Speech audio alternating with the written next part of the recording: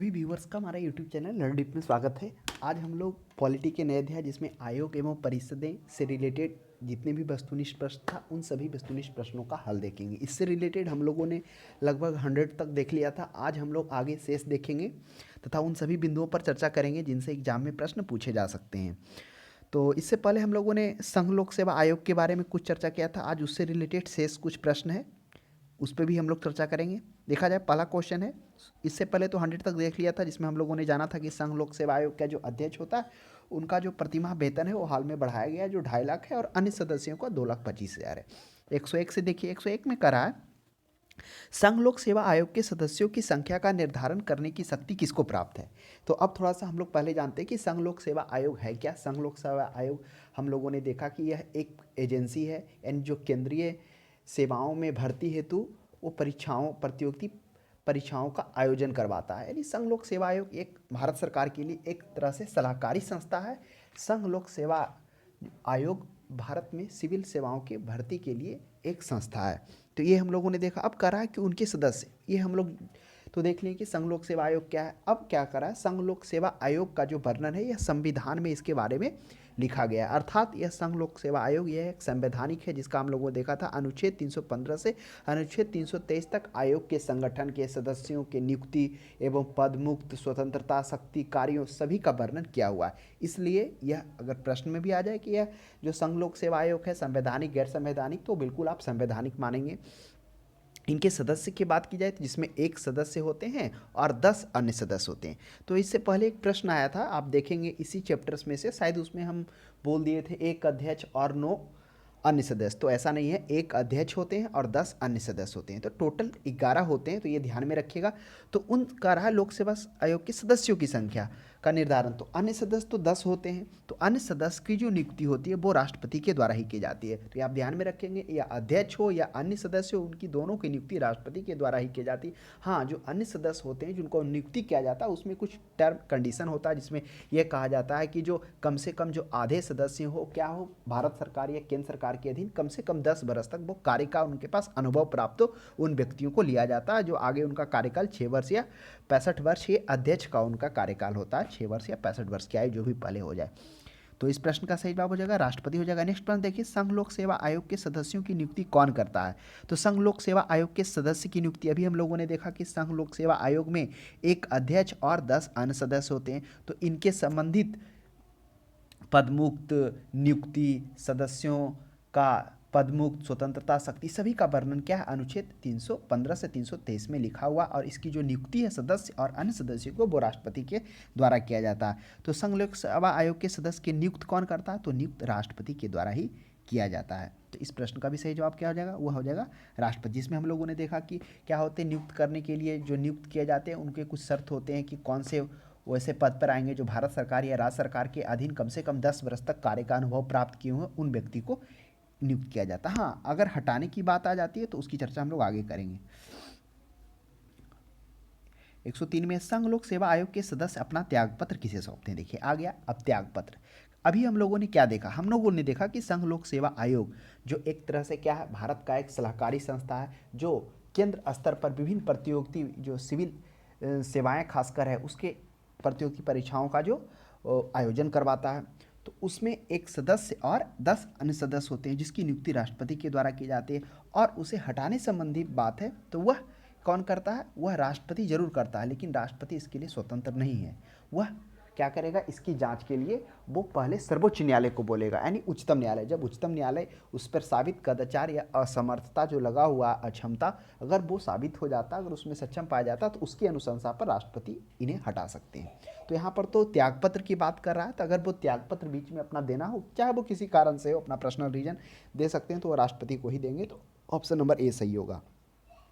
Next 4 में देखिए, संघ लोक सेवा आयोग के सदस्य की पदावधि कितनी होती है। अभी हम लोगों ने चर्चा किया कि जो संघ लोक सेवा आयोग के अध्यक्ष होते हैं उनका कार्यकाल क्या होता है, 6 वर्ष या 65 वर्ष, जो भी पहले हो जाए वो उनका और कार्यकाल होता। और अन्य सदस्य के भी लिए भी वही पदावधि होती है, 6 वर्ष या 65 वर्ष, जो भी पहले पूर्ण हो जाए वो हो जाएगा।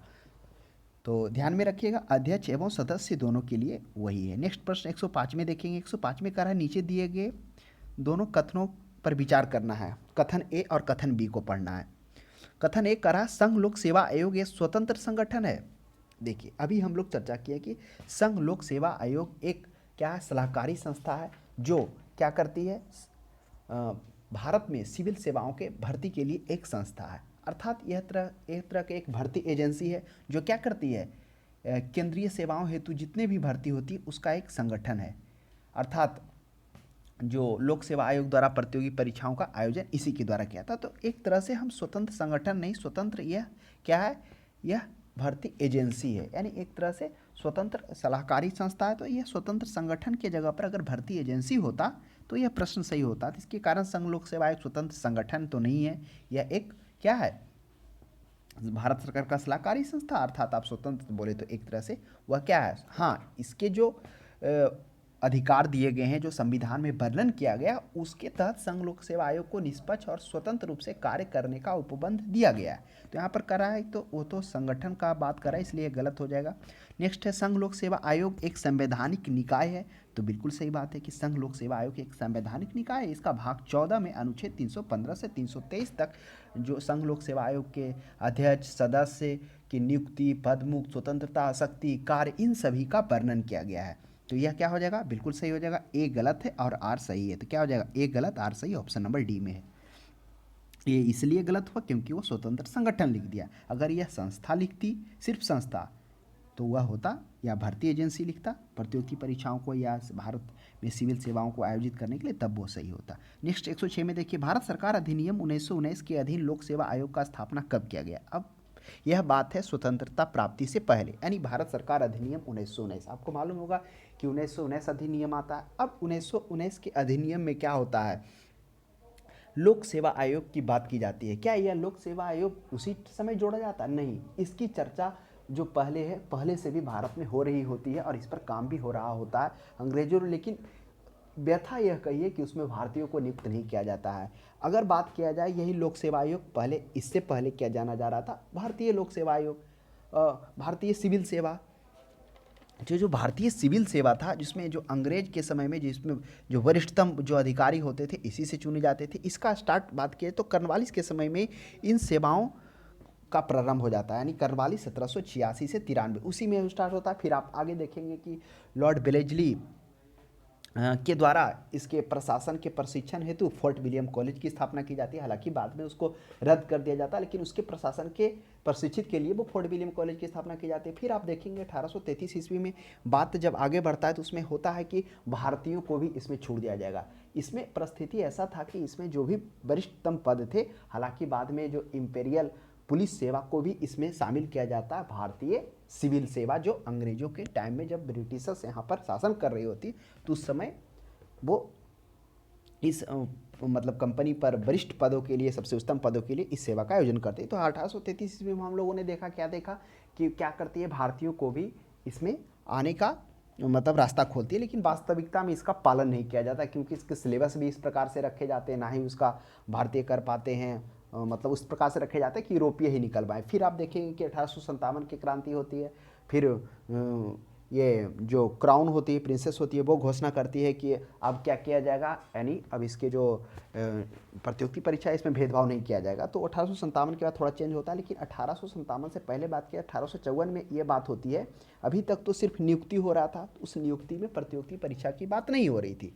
हाँ, 1833 में जो चार्टर एक्ट में बोला गया कि भारतीयों को प्रवेश को द्वार खोला जाएगा, लेकिन वास्तविक में तो फॉलो नहीं किया गया। तो 1854 ईस्वी में जो एक्ट आता है उसके तहत 1855 ईस्वी में यह प्रतियोगी परीक्षाओं के द्वारा लिया जाना स्टार्ट होता है। अभी तक तो ये ब्रिटेन में ही लिया जा रहा था इतने समय से, जो भी नियुक्ति होती थी ब्रिटेन में होती थी, ब्रिटेन से यहाँ आते थे। फिर उसके बाद क्या होता है, कुछ समय बाद धीरे धीरे क्या होता है कि इस पर बात उठता रहता है। लेकिन आपको एक बता दें कि पूरा जितने भी पद होते हैं सभी पदों के लिए भारतीय का द्वार नहीं खोला जाता। बोला जाता है कि आरंभिक में मात्र 20 या 10% से ही स्टार्ट होता है कि 10% ही भारतीय उसमें जाएंगे, उसमें भी सबसे सर्वोच्च वाले पर नहीं, उससे नीचे वाले पर, इस तरह से मतलब बहुत तरह के नियम कानून के साथ वो क्या कर दिया था, एक तरह से लिमिट कर दिया था। तो बाद में आप देखेंगे कि सिविल सेवाओं के उसमें पुनरुत्थान के लिए, उसमें संशोधन के लिए बहुत सारे जो नेता आएंगे, वो आज का सामना करेंगे, जिसमें बहुत सारे परिवर्तन भी बाद में देखने को मिलेगा। तब क्या होता है 1863 ईस्वी 55 ईस्वी से तो क्या है प्रतियोगी परीक्षाओं के द्वारा स्टार्ट हो जाता है। भारतीयों को तो 33 से ही बोला जाता है कि उसमें लिया जाएगा, लेकिन फॉलो कभी नहीं किया जाता है। फिर आप देखेंगे कि 1855 प्रतियोगी परीक्षा का स्टार्ट होता है। फिर उसमें फिर आप देखेंगे कि फिर 1861 के अधिनियम में इंग्लिश को जोड़ा जाता है, इंग्लिश और एक और शब्द 2 को चुना जाता है, जिसकी प्रतियोगी परीक्षा आपको इंग्लैंड में जाके देना होगा। तब क्या होता है, उसके बाद भारत के जो पहले व्यक्ति होते हैं सत्येंद्र नाथ टैगोर, वो चुने जाते हैं 1863 ईस्वी में। इससे भी प्रश्न आता है, तो हम वो चर्चा इसलिए कर दें ताकि इसका इतिहास समझ में आ जाए। फिर 1919 का अधिनियम आता है। उस अधिनियम में एक ली आयोग होता है, वह लीग आयोग उसकी अनुशंसा करता है। तो उसी के अनुशंसा पर फिर उसको लोक सेवा आयोग का स्थापना किया जाता है, 1926 ईस्वी में किया जाता है, तो ध्यान में रखेंगे। उसके बाद फिर 1935 के अधिनियम में आप देखेंगे कि इसको क्या कहा गया था, संघीय लोक सेवा आयोग बोला गया। तो आगे हम लोग देखेंगे। 107 में देखिए, 107 में करा प्रशासकीय सेवाओं के लिए नियुक्ति कौन करता है, तो प्रशासकीय यानी केंद्रीय सेवाओं के लिए। अभी हम लोगों ने देखा कि केंद्रीय सेवाओं के नियुक्ति के लिए यानी केंद्र के सेवाओं के हेतु भर्ती के लिए एक एजेंसी बनाया गया जो संघ लोक सेवा आयोग है। यह क्या करती है, यह आयोग जो है जो प्रतियोगी परीक्षाओं का आयोजन कराती है। तो यह हो जाएगा केंद्रीय सेवाओं के लिए नियुक्ति के लिए कौन है, वह एजेंसी है संघ लोक सेवा आयोग। नेक्स्ट प्रश्न देखिएगा 108 में करा 2 या 2 से अधिक राज्यों के लिए गठित संयुक्त राज्य लोक सेवा आयोग के अध्यक्ष तथा सदस्य की नियुक्ति कौन करता। अब प्रश्न आ गया संयुक्त लोक सेवा आयोग, यह क्या है। तो संयुक्त लोक सेवा आयोग क्या है कि जब 2 या 2 से अत्यधिक राज्य आपस में संयोग कर ले या आपस में सामंजस्य स्थापित कर ले कि क्या करना है, एक संयुक्त राज्य लोक सेवा आयोग बनाना, तो वो दोनों राज्य 2 या 2 से अत्यधिक राज्य अपने अपने विधानसभा से जब यह पारित करके संसद में प्रस्तुत करते हैं, तब संसद उनके लिए क्या कर सकती है, संयुक्त राज्य लोक सेवा का आयोजन कर सकती है। और उसकी जो अध्यक्ष और सदस्य की भी नियुक्ति होगी वो राष्ट्रपति के द्वारा ही किया जाएगा। तो हम लोगों ने ये समझा कि संयुक्त राज्य लोक सेवा आयोग क्या होता है, जब 2 या 2 से अत्यधिक राज्य ये आपस में सामंजस्य स्थापित कर लें या करार कर लेंगे कि राज्यों के समूह के रूप में एक ही लोक सेवा का आयोजन किया जाए, यानी दोनों के लिए एक 2 या रहे या 2 से अधिक रहे, तो उसको संयुक्त लोक सेवा आयोग किया जाएगा। तो उसके अध्यक्ष और अन्य सदस्यों की नियुक्ति भी राष्ट्रपति करेंगे, ध्यान रखिएगा। नेक्स्ट 109 में देखेंगे भारत में पहली बार लोक सेवा आयोग का स्थापना किस अधिनियम से हुई और वह कौन सा था। अभी हम लोगों ने देखा कि भारत में जो लोक सेवा आयोग का स्थापना कब होता है, जिसमें था वह गवर्नमेंट जो इंडिया एक्ट आता था 1919। हालांकि बाद में भी भारत जब आज़ाद होता है तो उसमें भी अधिनियम आता है, लेकिन उससे पहले एक्ट और अधिनियम कहा जाते थे, इसमें कुछ परिवर्तन होता था, वो एक तरह से पेश किया जाता था। तो यह क्या था, गवर्नमेंट इंडिया एक्ट 1919 के अधिनियम के तहत ही हम लोगों ने देखा कि ली आयोग के अनुशंसा पर क्या किया जाता है, सर्वप्रथम लोक सेवा आयोग की स्थापना की जाती है। और जो लोक सेवा आयोग थे यह पहले वह क्या कहला रहा था, भारतीय सिविल सर्विसेज कहला रहा था। नेक्स्ट देखेंगे 110 में करा भारत में संघ लोक सेवा आयोग के लिए निम्न में से कौन सही है। अब कौन सही है संघ लोक सेवा आयोग के लिए, तो देखिए संघ लोक सेवा आयोग यह राज्य लोक सेवा आयोग का निरीक्षण करता है, तो बिल्कुल नहीं, ऐसा कुछ नहीं है इसके अधिकार में। यह राज्य लोक सेवा आयोग का लेना देना कोई नहीं, यह भी सही है, बिल्कुल सही है, इसको राज्य लोक सेवा आयोग से लेना देना कुछ नहीं है। इसके सारे सदस्य लोक सेवा आयोग के लिए लिए जाते हैं, ऐसा कुछ नहीं है। राज्य लोक सेवा आयोग के वार्षिक दिशा निर्देश भेजता, ऐसा भी नहीं है। हाँ, वो आगे आप देखेंगे कि जो संघ लोक सेवा आयोग के अध्यक्ष हैं वो सरकार के कहने पर जो उसके सदस्य हैं वो जो है स्टेट पीसीएस का यानी राज्य लोक सेवा आयोग के अध्यक्ष या सदस्य के रूप में बन सकते हैं, तो वो अलग बात है। लेकिन वो अन्य कोई जो भारत सरकार या केंद्र सरकार या राज्य सरकार के अधीन कोई भी रोजगार के लिए पात्र नहीं होंगे। तो ऑप्शन नंबर बी इस प्रश्न का सही जवाब हो जाएगा। नेक्स्ट 111 में देखिए, 111 में करा है निम्नलिखित में से क्या भारत में सिविल सेवाओं की एक विशिष्टता है। क्या विशिष्टता है सिविल सेवाओं की, देखिए अभी हम लोगों ने चर्चा किया कि जो संघ लोक सेवा आयोग क्या है, यह एक सलाहकारी संस्था है और यह एक क्या करती है, भारत में जो केंद्रीय सेवाओं हेतु भर्ती के लिए यह एक एजेंसी है जो प्रतियोगी परीक्षाओं का आयोजन कराती है और साथ में भारत सरकार का भी सलाहकारी संस्था। संघ लोक सेवा आयोग भारत में क्या है, सर्वाधिक महत्वपूर्ण भूमिका निष्पक्ष एवं तटस्थ के रूप में सेवाएं हेतु भर्ती करने में। अब किस वजह से ये तटस्थ और निष्पक्ष बोले, इस मामले में तटस्थ और निष्पक्ष बोले क्योंकि संघ लोक सेवा आयोग के अध्यक्ष एवं सदस्यों को क्या है, कुछ अधिकार प्राप्त है, जैसे संविधान में वर्णित आधारों के आधार पर ही राष्ट्रपति हटा सकता है, जिसमें हम लोगों ने देखा कि हटाने संबंधी पहले वो सुप्रीम कोर्ट से क्या कराएगा, उसकी जांच कराएगा, तब वह जांच की अनुशंसा के आधार पर भी हटा सकते हैं। उसके बाद क्या है कि जो अध्यक्ष और उसके अन्य सदस्य हैं उनके वेतन भत्ता में जब वह पद पर हैं तो उसमें अलाभकारी परिवर्तन नहीं कर सकता। ऐसा नहीं, अलाभकारी का मतलब उसके वेतन को नहीं घटा सकता है। कब? जब वो सेवा पर बने हुए हों। तो ये सभी उनको एक तरह से स्वतंत्र और राजनीतिक से हस्तक्षेप करने से मुक्ति दिलाता है, इसलिए यह प्रश्न तटस्थ और निष्पक्ष इसको कहा गया। फिर आप देखेंगे इसका सदस्य, इसका जो वेतन भत्ता पेंशन जो भी दिया जाता है भारत के संचित निधि से दिया जाता है। तो ऑप्शन नंबर 20 सही हो जाएगा। नेक्स्ट 112 में देखिए, 112 में कह रहा है निम्नलिखित में से किस संवैधानिक पदाधिकारी को उनकी पद से पदच्युत के लिए महाभियोग की प्रक्रिया का पालन आवश्यक नहीं है। तो अब हम लोग ये समझेंगे कि संवैधानिक पदाधिकारी, सभी तो संवैधानिक पदाधिकारी हैं क्योंकि इसका भी संविधान में वर्णन है, इसका भी संविधान में वर्णन है, संघ लोक सेवा आयोग का भी, उपराष्ट्रपति का सर्वोच्च न्यायालय। तो राष्ट्रपति के लिए हम लोगों ने देखा था महाभियोग की चर्चा अनुच्छेद 61 में किया गया, और उपराष्ट्रपति के लिए हालांकि महाभियोग शब्द का प्रयोग संविधान में नहीं किया गया, लेकिन जो हटाने संबंधी प्रावधान वही होगा जो इस प्रकार से राष्ट्रपति को हटाया जाएगा। और उसके बाद सर्वोच्च न्यायालय के न्यायाधीश भी हम लोगों ने देखा था जो विशिष्ट बहुमत के द्वारा, और ये राष्ट्रपति को विशेष बहुमत, विशिष्ट में यही अंतर था, विशिष्ट में था कि जो उपस्थित और मत देने वालों का 2/3 होना चाहिए वो सर्वोच्च न्यायालय में, और राष्ट्रपति में जो है कुल सदस्यों को 2/3 होना चाहिए। तो हो सकता है कभी आपको प्रश्न इसमें कन्फ्यूजन करके गलती करवा सकता है, तो आप ध्यान में रखिएगा। तो यह जो संघ लोक सेवा आयोग है इसके हटाने के लिए कोई भी क्या कहता है, महाभियोग का उपयोग नहीं किया जाता। इसे हटाने संबंधी वो राष्ट्रपति क्या करता है, जो अक्षमता या कदाचार के आधार पर क्या करता है, उच्चतम न्यायालय की सलाह के बाद ही उसको हटाता है, यानी इसकी जांच जो है उच्चतम न्यायालय द्वारा करवाया जाता है, और उसी की जांच की रिपोर्ट के अनुशंसा पर वो राष्ट्रपति हटा सकता है, खुद से नहीं हटा सकता है, या प्रधानमंत्री के कहने पर या मंत्रिपरिषद के कहने पर नहीं हटाया जा सकता है। नेक्स्ट 113 में देखिए, भारतीय संविधान में सिविल सेवाओं की कौन सी 3 श्रेणियों का प्रावधान किया गया है। तो भारत में कौन सी सिविल सेवाओं की कौन सी 3 श्रेणियाँ, तो सिविल सेवा है, यानी सिविल का मतलब नागरिक, तो अखिल भारतीय, केंद्र और राज्य सेवाएं। अब आपके माइंड में लग रहा हो कि हमने इसकी चर्चा क्यों की, ऊपर है प्रशासनिक है, पुलिस है, ये सब का क्यों नहीं, राजस्व तो नहीं है। तो इस वजह से क्योंकि 3 श्रेणियां हैं जो क्या करता है, सिविल सेवाओं का प्रावधान करता। अखिल भारतीय सेवा क्या था, हम लोगों ने देखा कि अखिल भारतीय सेवा क्या था, स्वतंत्रता प्राप्ति के पहले भी भारत में क्या था, जो भी सबसे वरिष्ठतम जो पद थे वो ब्रिटिश मतलब ब्रिटिश के काल में ब्रिटिश क्राउन में से सेवाओं में सबसे वरिष्ठ थी कौन, भारतीय सिविल सेवा, जिसमें बाद में क्या देखा गया, जो भारतीय सिविल सेवा का अतिरिक्त भारत में क्या किया गया, इंपीरियल पुलिस सेवा की व्यवस्था की। लेकिन स्वतंत्रता के पश्चात क्या हो गया, भारत में एकता, अखंडता एवं स्थिरता को बनाए रखने के लिए एक आयोग की जरूरत पड़ी। अब वह आयोग अखिल भारतीय आयोग कहलाया, और उसी अखिल भारतीय आयोग के तहत में भारतीय प्रशासनिक सेवा को शामिल किया गया, भारतीय पुलिस सेवा को शामिल किया गया, और बाद में आप देखेंगे कुछ समय बाद 1966 में भारतीय वन सेवा को भी लाया गया। यानी ये जो भी है नागरिकों से सिविल सेवाओं को ये अखिल भारतीय में रखा गया। बाद में आप देखेंगे कि IES को भी शामिल किया गया, भारतीय इंजीनियरिंग सेवा को भी शामिल किया गया, आयुर्विज्ञान को भी शामिल किया। समय के साथ साथ में उस अखिल भारतीयों को में शामिल किया गया। आपको यह मालूम होगा कि अखिल भारतीय सेवाओं का सृजन कौन कर सकता है, वह ये कर सकता है, राज्यसभा कर सकता है 2/3 बहुमत से। तो यह भी है।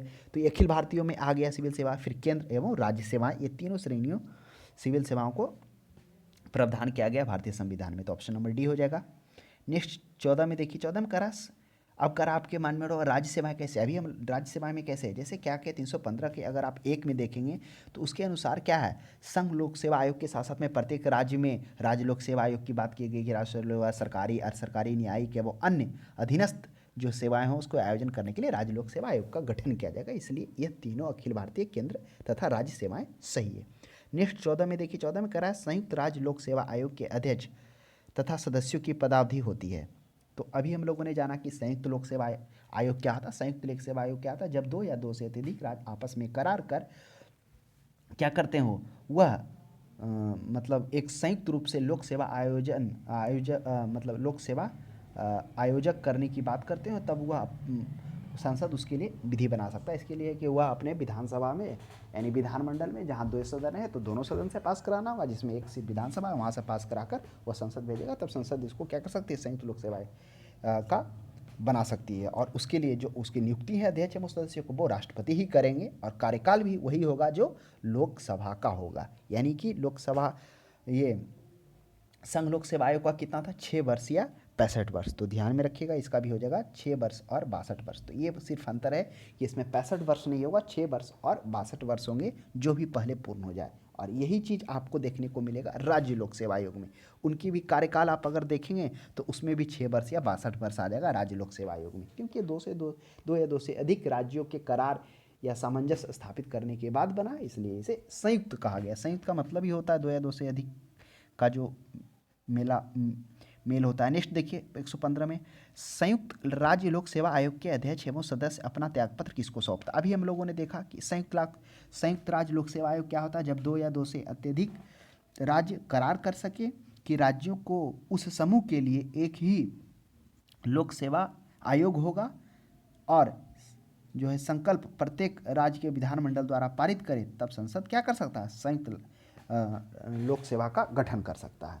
और उसके जो अध्यक्ष और सदस्य होंगे उसकी नियुक्ति राष्ट्रपति करेंगे, तथा वो अपना त्यागपत्र भी राष्ट्रपति को ही देंगे। तो इस बातों को ध्यान में रखिएगा। लेकिन अगर आप राज्य में देखेंगे तो राज्य में अंतर मिलेगा। वो उसकी नियुक्ति तो राज्यपाल जरूर करते हैं, त्यागपत्र भी राज्यपाल को देता है। फिर आगे देखेंगे कि राज्यपाल उसे हटा नहीं सकते हैं, वो निलंबन कर सकते हैं, वो आगे हम लोग देखेंगे। नेक्स्ट 116 में, संयुक्त राज्य लोक सेवा आयोग के अध्यक्ष तथा सदस्यों को साबित कदाचार एवं असमर्थता के आधार पर कौन पद मुक्त कर सकता है। अभी हम लोग क्या देखें कि संयुक्त राज्य लोक सेवा आयोग क्या था, जिसमें हम लोगों ने देखा दो या दो से अधिक राज्य आपस में करार कर ले या सामंजस्य स्थापित कर ले कि राज्यों के उस समूह के लिए एक ही लोक सेवा का आयोग होगा, तो वह क्या कहलाएगा, वह संयुक्त राज्य लोक सेवा आयोग कहलाएगा। इसके लिए वो अपने अपने विधानसभा से पारित करना होगा प्रस्ताव को, उसके बाद उसके लिए संसद बनाएगी और उसके सदस्य और सदस्यों की नियुक्ति राष्ट्रपति करेंगे, तथा वह अपना जो है क्या करेंगे, त्यागपत्र भी राष्ट्रपति को सौंपेंगे। लेकिन कह रहा है कि अगर उस पर साबित कदाचार और असमर्थता के आधार पर उसे हटाए जाने की बात होगी तो कौन हटाएंगे, तो वह हटाएंगे भारत के राष्ट्रपति ही उसे हटाएंगे। तो यह बात ध्यान में रखिएगा, ऑप्शन नंबर ए ही हो जाएगा। नेक्स्ट देखिए 117 में, संसद के अनुसार लोक सेवा आयोग का किर्त सरकार के लिए है। अब किर्त का अर्थ क्या होता है, किर्त का मतलब कर्तव्य होता है। तो ध्यान में रखिए, कुछ कुछ पॉलिटी में ऐसे शब्द आएंगे जो आपको थोड़ा कठिनाई देंगे समझने में। तो किर्त का अर्थ होता है कर्तव्य। तो संविधान में लोक सेवा आयोग का कर्तव्य क्या है, तो सरकार के लिए एक सलाहकारी संस्था, जिसकी चर्चा हम लोग अभी किए कि संघ लोक सेवा आयोग एक सलाहकारी संस्था है। और यह क्या करती है, संघ लोक सेवा आयोग भारत में सिविल सेवाओं की भर्ती की एक संस्था है जो प्रतियोगिता परीक्षाओं का आयोजन करवाती है। नेक्स्ट देखिए 118 में, राज्य लोक सेवा आयोग के सदस्यों की नियुक्ति किसके द्वारा हो जाता है। अभी तक हम लोग थे संयुक्त लोक सेवा आयोग में, संघ लोक सेवा आयोग में थे। अब हम लोग फिर संयुक्त लोक सेवा आयोग में पहुंचे। अब हम लोग राज्य लोक सेवा आयोग के बारे में जानते हैं, थोड़ा सा इसकी चर्चा करते हैं। तब राज्य लोक सेवा आयोग की जब बात आती है तो अनुच्छेद 315 की बात की जाए, 315 के 1 के अनुसार संघ लोक सेवा आयोग के साथ साथ में प्रत्येक राज्य में क्या किया गया, राज्य आधारित सरकारी, अर्ध सरकारी, न्यायिक तथा अन्य अधीनस्थ जो भी सेवाएं हैं के आयोजन के लिए राज्य लोक सेवा आयोग की स्थापना का प्रावधान किया गया है, यानी संविधान में इसका वर्णन है। तो राज्य लोक सेवा आयोग में भी क्या होंगे, एक अध्यक्ष होंगे तथा अन्य सदस्य होंगे। तो राज्य लोक सेवा आयोग जो होंगे उनके जो अध्यक्ष और अन्य सदस्य होंगे उनकी जो नियुक्ति होगा वो कौन करेंगे, वो ये राज्यपाल के द्वारा किया जाएगा। तो नियुक्ति किसके द्वारा, तो राज्य लोक सेवा आयोग के सदस्यों की नियुक्ति वह राज्यपाल के द्वारा किया जाएगा। तो ये बात ध्यान में रखिएगा। तो इसमें क्या होता है, बहुत सारे लोग इस प्रश्न को गलती कर देते हैं। उनको ऐसा लगता है कि राज्य लोक सेवा आयोग के सदस्यों को नियुक्ति करने का अधिकार राज्यपाल को है, तो उसे पद से हटाने का भी अधिकार राज्यपाल को, राज्यपाल मार देते, लेकिन वो प्रश्न गलत हो जाता है। तो उसकी चर्चा हम लोग देखिए अभी करते हैं, बारीकी से समझ में आ जाएगा। 119 में देखिए, राज्य लोक सेवा आयोग के अध्यक्ष की नियुक्ति कौन करता है। अभी हम लोग देखें कि राज्य लोक सेवा आयोग क्या है, 315 का 1 में संघ लोक सेवा आयोग के साथ साथ में प्रत्येक राज्य में एक क्या किया गया है, सरकारी, अर्ध सरकारी तथा अन्य अधीनस्थ सेवाओं को आयोजन के लिए एक राज्य लोक सेवा आयोग की बात की गई है। तो जिसमें भी एक अध्यक्ष और अन्य सदस्यों की नियुक्ति किया जाएगा, वो नियुक्ति राज्यपाल के द्वारा किया जाएगा। तो अध्यक्ष की नियुक्ति किसके द्वारा किया जाएगा, वह राज्यपाल के। अन्य सदस्य भी कहा जाएगा तो राज्यपाल के द्वारा हो जाएगा। राज्य लोक सेवा अध्यक्ष तथा सदस्य अपना त्यागपत्र किसे देंगे, देखिए अगर त्यागपत्र की बात आ जाए तो वह त्यागपत्र राज्यपाल को ही देंगे। क्लियर, तो ध्यान में रखिएगा, राज्य लोक सेवा का अध्यक्ष हो या सदस्य हो उसकी नियुक्ति भी राज्यपाल करेंगे। वह अपना त्यागपत्र यानी बीच से कुछ पर्सनल कारण के कारण वो हटना चाह रहे हो, या पर्सनल कारण कुछ भी हो सकता है, या तो स्वास्थ्य साथ नहीं दे रहा हो या फिर कुछ अन्य कारणों से। नेक्स्ट देखिए 121 में राज्य लोक सेवा आयोग के सदस्य सेवानिवृत्त के पश्चात जिस नियोजन के लिए पात्र हैं वह नियोजन क्या है। नियोजन का अर्थ होता है नौकरी, है ना, वही आप समझिए, नियोजन उसी को कहा गया है। तो ये सब कुछ ऐसे टेक्निकल वर्ड हैं जो आपको पॉलिटी में देखने को ही मिलेंगे, एग्जाम में भी लिखा हुआ रहेगा इसी टाइप से। तो राज्य लोक सेवा आयोग के सदस्य सेवानिवृत्ति के पश्चात जिस नियोजन के लिए पात्र वह नियोजन क्या है। तो राज्य लोक सेवा आयोग के सदस्य, तो संघ लोक सेवा आयोग के सदस्य अथवा अध्यक्ष, राज्य सरकार के अधीन कोई लाभकारी पद, संघ सरकार के अधीन कोई अलाभकारी पद। देखिए ये बात तो स्पष्ट कर दिया गया है कि राज्य लोक सेवा आयोग हो या संघ लोक सेवा आयोग हो, उससे सेवानिवृत्त के बाद वह किसी भी लाभकारी पद पर नहीं जा सकते हैं, यह कहा गया है। लेकिन क्या किया गया, इसमें कुछ बातों को रखा गया कि जो संघ लोक सेवा आयोग के सदस्य हैं वो या तो क्या कर सकते हैं, वह राज्य सरकार यानी जो राज्य लोक सेवा आयोग के अध्यक्ष बन सकते हैं या फिर संघ लोक सेवा आयोग के अध्यक्ष या सदस्य दोनों बन सकते हैं। तो ये बातों को ध्यान में रखिएगा कि राज्य लोक सेवा आयोग के जो अध्यक्ष होंगे वो संघ लोक सेवा आयोग के सदस्य या अध्यक्ष बन सकते हैं, और क्या ध्यान रखना, उससे नीचे यानी राज्य लोक सेवा आयोग के जो सदस्य रहेंगे वह क्या कर सकते हैं, या तो राज्य लोक सेवा आयोग के अध्यक्ष या अन्य किसी राज्यों के भी अध्यक्ष वो बन सकते हैं। ये भी ध्यान में रखना होगा। वो होना चाहिए राज्य लोक सेवा आयोग यानी अपने ऊपर जो अध्यक्ष हैं वो संघ में जाएंगे और जो राज्य के सदस्य हैं वो अध्यक्ष या फिर संघ में जाएंगे, या तो सदस्य बनेंगे संघ लोक सेवा आयोग के या अध्यक्ष बनेंगे। तो ऑप्शन को बारीकी से पढ़िए, सी खत्म, बी खत्म, राज्य लोक सेवा आयोग के अधीन कोई लाभकारी पद। और एक बात ये भी कहा गया है कि लेकिन वह क्या हो सकते हैं, राज्य सरकार या भारत सरकार के अधीन किसी अन्य रोजगार के लिए पात्र नहीं होंगे लाभकारी। तो ये भी नहीं, राज्य सरकार के अधीन कोई संघ लोक सेवा आयोग के सदस्य बन सकते हैं या अध्यक्ष बन सकते हैं। बिल्कुल सही है ऑप्शन नंबर ए। तो ये प्रश्न अच्छा है, आपको देखने को मिलेगा। नेक्स्ट देखिए 112 में संविधान के किस संशोधन के द्वारा राज्य लोक सेवा आयोग के अध्यक्ष तथा सदस्य की आयु सीमा 60 से बढ़ाकर 62 कर दी गई। हमने अभी देखा ना कि संयुक्त लोक सेवा आयोग के जो सदस्य हैं तथा अध्यक्ष हैं उनका भी कार्यकाल 65 वर्ष और 6 वर्ष या 62 वर्ष था। राज्य लोक सेवा आयोग में भी हम लोगों ने क्या देखा कि 6 वर्ष या 62 वर्ष था। तो प्रश्न वही पूछ रहा है कि किस वर्ष, जो पहले 60 वर्ष था, कौन सा संविधान संशोधन के तहत उसे बढ़ा दिया गया। तो वह 41वां संविधान संशोधन के तहत उनकी जो उम्र सीमा है उसे 62 कर दिया गया। नेक्स्ट देखिएगा 123 में राज्य लोक सेवा आयोग के अध्यक्ष तथा सदस्यों की पदावधि क्या होती है। अभी हम लोगों ने देखा कि जो संयुक्त लोक सेवा आयोग था, संयुक्त लोक सेवा आयोग क्यों कहलाया था संयुक्त, क्योंकि जब 2 या 2 से अधिक राज्य आपस में करार कर ले तब कि उन राज्यों के समूह के लिए एक ही लोक सेवा आयोग होगा, वह संयुक्त लोक सेवा आयोग कहलाएगा। तो इसमें भी हो जाएगा 6 वर्ष या 62 वर्ष की आयु, ऑप्शन नंबर बी इसका पर्याप्त होगा, तो ध्यान में रखेंगे। नेक्स्ट 124 में राज्य लोक सेवा आयोग के अध्यक्ष तथा सदस्यों को साबित कदाचार तथा असमर्थता के आधार पर कौन पद मुक्त कर सकता है। तो राज्य लोक सेवा आयोग के अध्यक्ष तथा सदस्यों को साबित कदाचार तथा असमर्थता के आधार पर वह पद से मुक्त कौन कर सकते हैं, वह राष्ट्रपति कर सकते हैं। पद मुक्त का अर्थ होता है पद से हटाना, तो हटाने का कार्य राष्ट्रपति करते हैं। राज्य लोक सेवा आयोग क्या था, वो हम लोगों ने देखा कि अनुच्छेद 315 के अनुसार संघ लोक सेवा आयोग के साथ साथ में प्रत्येक राज्य में राज्य आधारित जो सरकारी, अर्ध सरकारी, न्यायिक या अधीनस्थ सेवाओं के आयोजन के लिए क्या कर सकती है, राज्य सरकार भी राज्य लोक सेवा आयोग की स्थापना का प्रावधान किया गया है राज्य में। तो उसके तहत राज्य लोक सेवा आयोग का गठन किया, उसमें जो उसके अध्यक्ष तथा सदस्यों की नियुक्ति राष्ट्रपति के द्वारा राज्यपाल के द्वारा किया जा रहा था राज्य लोक सेवा आयोग में। लेकिन अगर उसको हटाने संबंधी बात हो, पदमुक्त का अर्थ होता हटाना, तो वो राष्ट्रपति करेगा। तो आप ये बात ध्यान में रखिएगा कि जो हटाने संबंधी नियम क्या लागू होता है, जो संघ लोक सेवा आयोग हैं, जो संघ लोक सेवा आयोग के सदस्य अध्यक्ष के हटाने संबंधी प्रावधान, वही प्रावधान यहाँ भी लागू होता है। यहाँ भी अगर राष्ट्रपति हटाते हैं तो वो अपनी मर्जी से नहीं हटा सकते, उसके लिए वो क्या करना पड़ा, वो सर्वोच्च न्यायालय से उसकी जांच कमेटी बैठाने पड़ेगी, फिर वो जो अक्षमता या कदाचार है वो साबित हो जाता है तो उसकी अनुशंसा पर वो हटा सकते हैं। तो वही नियम लागू होता है जो संघ लोक सेवा आयोग के सदस्य होता है। तो ये आप बात ध्यान रखिएगा, पदमुक्त कौन, राष्ट्रपति कर सकते हैं। और राज्यपाल क्या कर सकते हैं, सिर्फ उसको सस्पेंड कर सकते हैं, यानी उसको हटा नहीं सकते। सस्पेंड होता है यानी निलंबन, उसको हिंदी होता है, निलंबन का अर्थ होता है सस्पेंशन। तो यानी संदेह का, निलंबन का अर्थ ही होता है संदेह के आधार पर, तो वह उसे सिर्फ निलंबन कर सकते हैं, हटा नहीं सकते। तो समझ गए कि निलंबन और पदमुक्त में क्या अंतर है। निलंबन माने संदेह होने पर पद से उसको हटाना, और बाकी जब वो ऐसा साबित नहीं होगा तो बिल्कुल पद पर वो बने रहेंगे।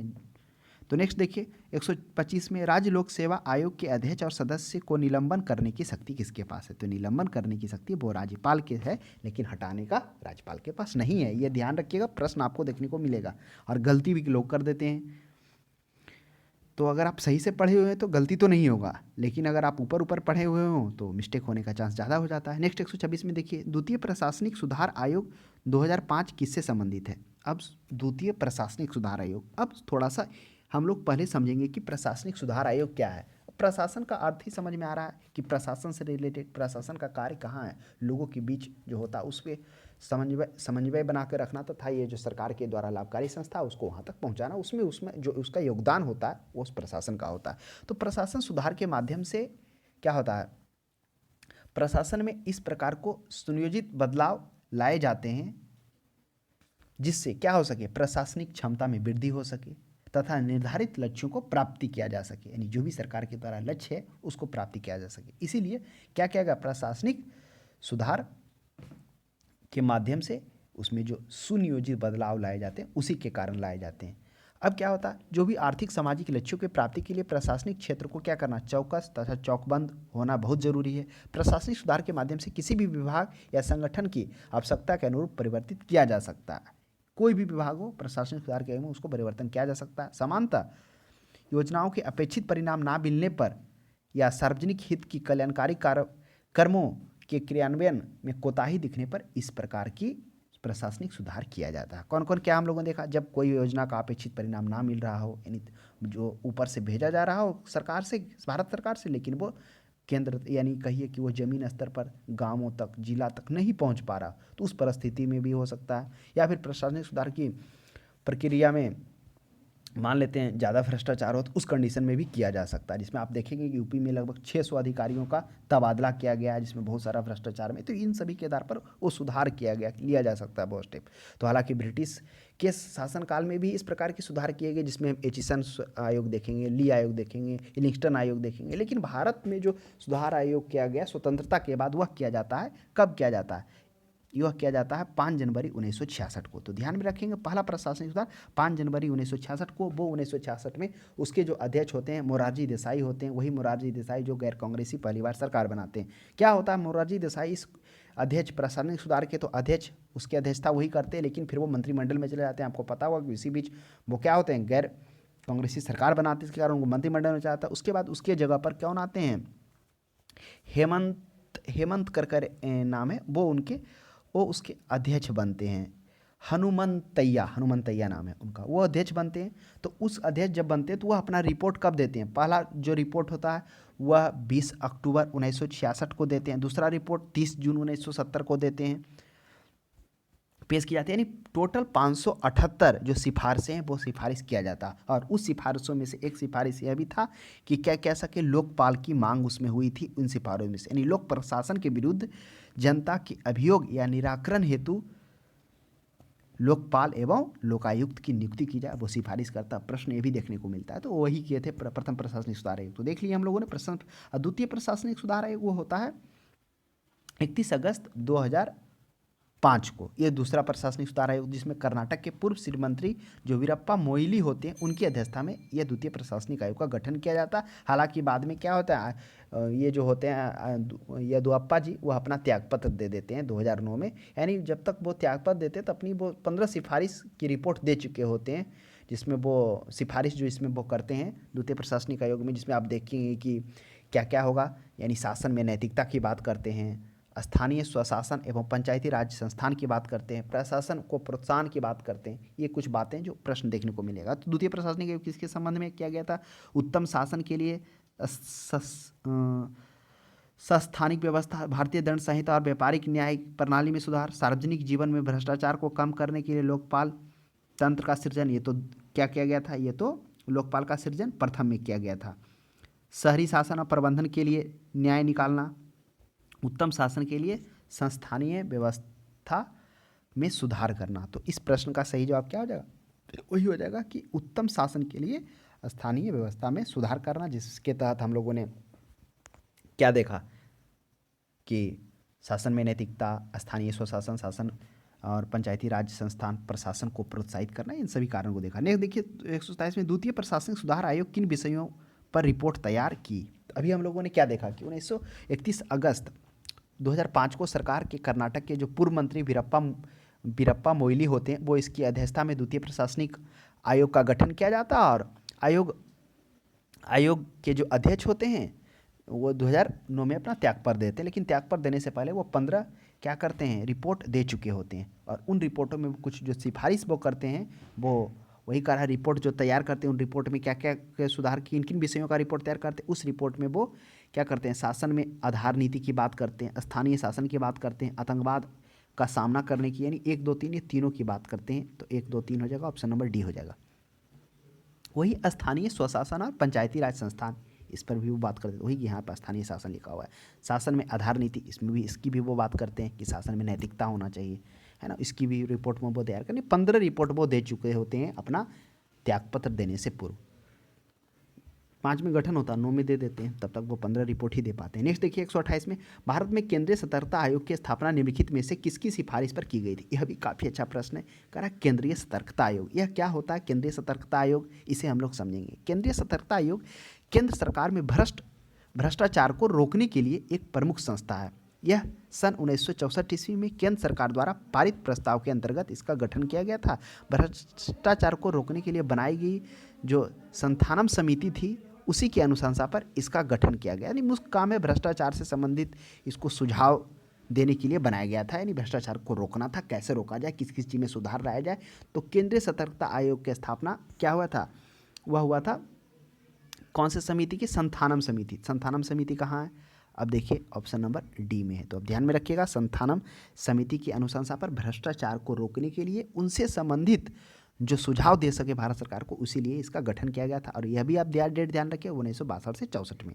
नेक्स्ट देखिए निम्नलिखित में से किस एक ने लोकपाल के पद के सृजन की संस्तुति की थी। ऑप्शन है राष्ट्रीय पुलिस आयोग, राज्य पुनर्गठन आयोग, प्रशासनिक सुधार आयोग, अंतर राज्य परिषद। राज्य पुनर्गठन आयोग की बात आती है तो जैसे ही माइंड में आता है तो राज्य पुनर्गठन आयोग जब 1956 का रिपोर्ट आता है, जिसके तहत में ये क्षेत्रीय परिषद का गठन किया जाता है, आपको यह पता होगा, है ना। तो राज्य पुनर्गठन आयोग का तो उसमें क्षेत्रीय परिषद की बात आती है, तो राज्य पुनर्गठन आयोग की जो 55 में जो रिपोर्ट संसद में विचार होता है, उसी के दौरान गठन होता है इसका, जवाहरलाल नेहरू के नेतृत्व में विकास परिषद, तो अलग है।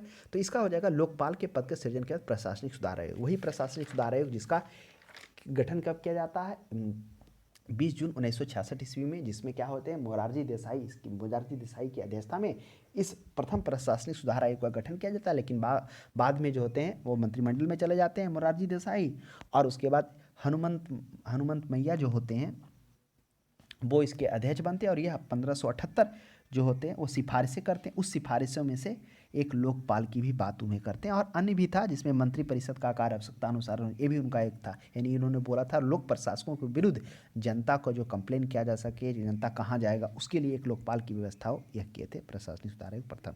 नेक्स्ट 130 में देखिएगा, राष्ट्रीय मानवाधिकार आयोग के अध्यक्ष एवं सदस्यों की नियुक्ति निम्नलिखित में से कौन सदस्य नहीं होता है। अब पहले तो आपको इस प्रश्न को जानने के लिए यह समझना जरूरी है कि राष्ट्रीय मानवाधिकार आयोग क्या है। तो राष्ट्रीय मानवाधिकार से तात्पर्य है ऐसे अधिकारों से जो व्यक्ति को मनुष्य होने के कारण प्राप्त होता है। यानी ऐसा नहीं कि सिर्फ भारत के, जितने भी मनुष्य वर्ल्ड में, वो सभी को यह प्राप्त है। तो राष्ट्रीय मानवाधिकार आयोग की जो स्वायत्ता और स्वतंत्रता बनाए रखने के लिए अध्यक्ष और सदस्यों की नियुक्ति प्रधानमंत्री की अध्यक्षता वाली 6 सदस्यीय समिति की अनुशंसा पर कौन करता है, राष्ट्रपति करता है। तो वही कह रहा अध्यक्ष एवं सदस्यों की नियुक्ति। तो हम लोगों ने पहले समझ लिया कि जो मानवाधिकार आयोग क्या है। तो मानवाधिकार आयोग वो था जो मानवाधिकार आयोग क्या था, जो मनुष्य होने के नाते जो उसको प्राप्त होता है, अर्थात जिसमें हम लोग देखेंगे मौलिक अधिकार भी एक आ जाता है ना, उसी का एक पार्ट है मानवाधिकार आयोग का। तो उसी में से क्या है जिसमें उसमें अधिकार की उसकी बात की गई है। तो प्रश्न कर रहा है कि अध्यक्ष और सदस्यों की नियुक्ति कौन करता है। तो हम लोगों ने क्या देखा, जो उसके अध्यक्ष एवं सदस्यों की नियुक्ति प्रधानमंत्री की 6 सदस्यीय एक टीम होती है, 6 सदस्यीय समिति होती है, उसी के अनुशंसा पर राष्ट्रपति के द्वारा किया जाता है। तो सदस्य कौन नहीं होता, अब उन सदस्यों में जानेंगे कि 6 कौन होता है। तो 6 सदस्य में जो अध्यक्ष होता है वो क्या होते हैं, उच्चतम न्यायालय में कार्यरत होता है वो होता है। और जो अन्य सदस्य होते हैं अध्यक्ष दो होते हैं। उच्चतम न्यायालय में जो भी सेवानिवृत्त न्यायाधीश होता है वो उसके अध्यक्ष होते हैं राष्ट्रीय मानवाधिकार के, और जो अन्य होते हैं, अन्य 4 सदस्य होते हैं। तो ये ध्यान में रखिएगा कि एक अध्यक्ष होते हैं और 4 अन्य पदेन सदस्य होते हैं। अध्यक्ष में हम लोगों ने देख लिया कि जो उच्च न्यायालय के यानी सर्वोच्च न्यायालय के, उच्चतम न्यायालय के सेवानिवृत्त मुख्य न्यायाधीश हैं, वो उसके अध्यक्ष होंगे। और अन्य सदस्य कौन होंगे, जिसमें क्या होंगे, जो उच्चतम न्यायालय के कार्यरत या सेवानिवृत्त न्यायाधीश हो, एक सदस्य वो होंगे। सदस्य दूसरा में कौन होंगे, जो उच्च न्यायालय से कार्यरत हो, एक उच्चतम न्यायालय से और दूसरा उच्च न्यायालय से कार्यरत हो या सेवानिवृत्त मुख्य न्यायाधीश हो उच्च न्यायालय से। और तीसरा क्या होगा, जो मानवाधिकार से संबंधित कार्यानुभव रखने वाला व्यक्ति हो। चौथा क्या हो, जो विशेष ज्ञान रखने वाला व्यक्ति हो। और उसके बाद और भी होते हैं अन्य जो होते हैं जिसमें वो पदेन सदस्य होते हैं। तो वही करा है कि लोकसभा का अध्यक्ष, राज्यसभा का सभापति, लोकसभा में विपक्ष का नेता, राज्यसभा में विपक्ष का नेता। तो इस प्रश्न का सही जवाब हो जाएगा ऑप्शन नंबर बी, राज्यसभा का सभापति क्या होता है, राष्ट्रीय मानवाधिकार आयोग के अध्यक्ष एवं संयुक्त की नियुक्ति समिति में कौन सदस्य नहीं होते, इस समिति में ये राज्यसभा का सभापति नहीं होता। इसमें जो इसके नियुक्ति समिति 6 सदस्यीय समिति बैठती है ना, उसमें करा है। तो उसमें कौन कौन हो जाएगा, ये तो हम बता दिए कि अध्यक्ष का क्या काम है। तो एक अध्यक्ष और 4 अन्य सदस्य होते हैं। अध्यक्ष के बारे में बता दिया। और जो नियुक्ति करती है जो टीम, जिसके तहत राष्ट्रपति नियुक्ति करते हैं, 6 सदस्यीय प्रधानमंत्री की समिति होती है। प्रधानमंत्री स्वयं होते हैं। दूसरा गृह मंत्री होता है, तो गृह मंत्री तो ऑप्शन में है नहीं। तीसरा लोकसभा में विपक्ष के नेता होता है, तो विपक्ष का नेता है ही है। और उसके बाद कौन होता है, राज्यसभा में विपक्ष का नेता, तो राज्यसभा का सभापति, इसलिए गलत हो गया। विपक्ष का नेता, इसलिए सही हो गया। लोकसभा के जो अध्यक्ष होते हैं वो स्वयं होते हैं। उसके बाद छठा, राज्यसभा का उपसभापति होता है, सभापति नहीं होता है। तो हो सकता है उपसभापति होता तो और सभी हो जाता। अगर 5वां प्रश्न देता एक या एक से अधिक तो यह हो जाता, लेकिन उपसभापति होता तब। तो इन बातों को ध्यान में रखिएगा। प्रश्न पूछा है तो हो सकता है अध्यक्ष से भी पूछ दे कि अध्यक्ष कौन होते हैं, 4 जो अन्य सदस्य होते हैं वो कौन होते हैं। नेक्स्ट 131 में देखिएगा, राज्य वित्त आयोग है। अब राज्य वित्त आयोग की बात आ गई तो पहले वित्त आयोग को समझना होगा, जिसमें वित्त आयोग हम लोगों ने देखा था कि अनुच्छेद 280 में वित्त आयोग की बात की गई। जो केंद्र वो राज्य के बीच मध्य कर बंटवारे को लेकर वह वित्त आयोग का कार्य है जो करता है। यानी जो राज्य का राज्य परिषद होगा, जब उसकी डिमांड करेगा तो उसके आधार पर, राज्य वित्त आयोग के आधार पर वह जो वित्त आयोग है वो उसकी अनुशंसा करेगा और केंद्र के द्वारा या संचित निधि से उसको जो भी आवश्यकता है वो उसको दिया जाएगा। किसको, राज्य को। तो क्या था वित्त आयोग, क्या था वित्त आयोग, हम लोगों ने देखा कि संघ और राज्य के मध्य करों के विभाजन के लिए संविधान में वित्त आयोग का अनुच्छेद 280 के तहत गठन किया गया है। केंद्र में वित्त के तर्ज पर, उसी प्रकार जो केंद्र में जो अनुच्छेद 280 के तहत जो क्या किया गया, वित्त आयोग का गठन किया गया, ठीक उसी प्रकार 1993 में क्या किया गया है कि राज्य में भी बात किया गया है कि क्या हो, राज्यों के लिए राज्य वित्त आयोग हो। तो ध्यान में रखिएगा 1993 में भारत के सभी राज्यों में वित्त आयोग की स्थापना की गई थी। यानी उसी में बात किया गया था, उसी के तहत, अस्सी में ही, जिसका उद्देश्य क्या है, पंचायती तथा वित्तीय स्थिति की समीक्षा करना और तथा निम्न कुछ सिफारिशें हैं जो करना। तो ध्यान में रखिएगा राज्य वित्त आयोग क्या है, यह एक संवैधानिक संस्था है। संवैधानिक संस्था इसलिए है कि अगर आप 280 अनुच्छेद को पढ़ते हैं तो उसमें केंद्र आयोग के तर्ज पर भी क्या किया गया, 1993 में भारत के सभी राज्यों के लिए वित्त आयोग की स्थापना की गई थी। उसी के तर्ज पर उसमें बोला गया था। अगर आप पूरे उसके सब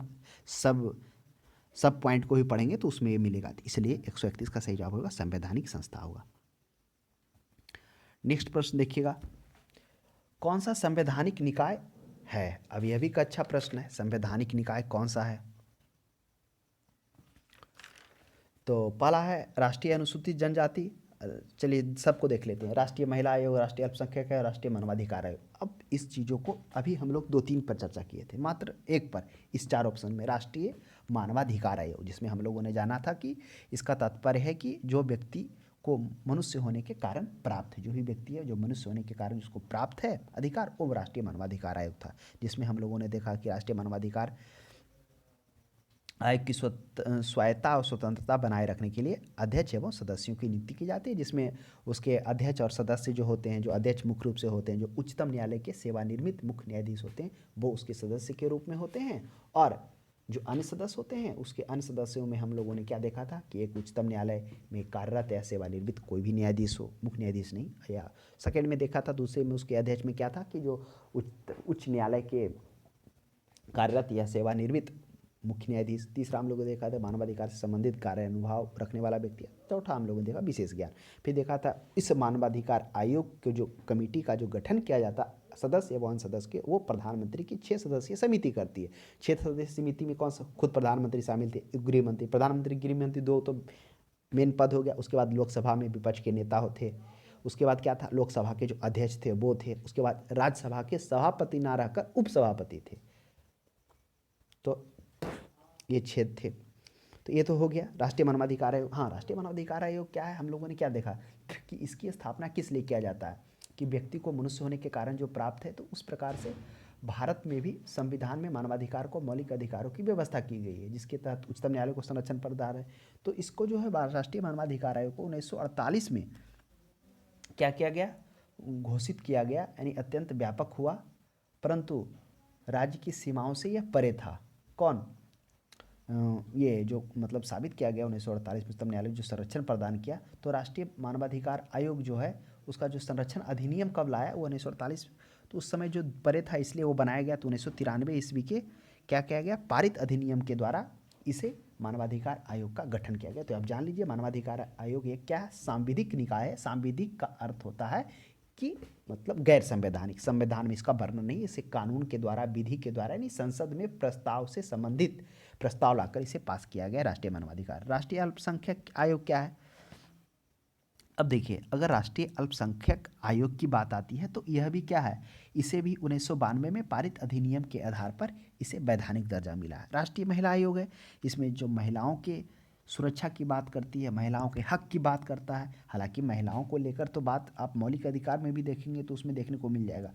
कौन सा अनुच्छेद में, आप देखिए अनुच्छेद 15 में, जिसमें समान ये बात करता है। 15 में क्या, जाति धर्म लिंग के आधार पर समानता की बात करती है। फिर 16 में भी देख लीजिए, 16 में जो लिंग के आधार पर कोई भी राज्य, 16 के 1 में आप देखेंगे तो उसमें भी क्या है, भेदभाव का नहीं है। फिर 15 के 3 में भी देखेंगे तो स्पष्ट रूप से उसमें कहा गया है कि राज्य भी भेदभाव नहीं कर सकती है। तो वो तो लिंग के आधार पर मौलिक अधिकार में भी देखा गया है कि समानता दिया गया है। तो राष्ट्रीय महिला आयोग जो है इसका गठन 1990 में किया गया है, 1990 में पारित अधिनियम के द्वारा किया गया। तो यह भी क्या है, संवैधानिक निकाय है। लेकिन राष्ट्रीय अनुसूचित जनजाति जो ऑप्शन नंबर 1 है, उसका स्थापना क्या किया गया है, अनुसूचित जनजाति शब्द का सबसे पहली बार जो प्रयोग है भारत शासन अधिनियम 1935 में भी किया गया था। लेकिन स्वतंत्रता प्राप्ति के बाद बात की जाए अनुच्छेद 341 में, क्योंकि उसका पहले भी हो गया तो स्वाभाविक सी बात है जितना भी पहले जो फेस करने को देखा है भारत, उसका चर्चा लगभग संविधान में हुआ है। जो जटिल कारण बना था भारत की आज़ादी से पहले,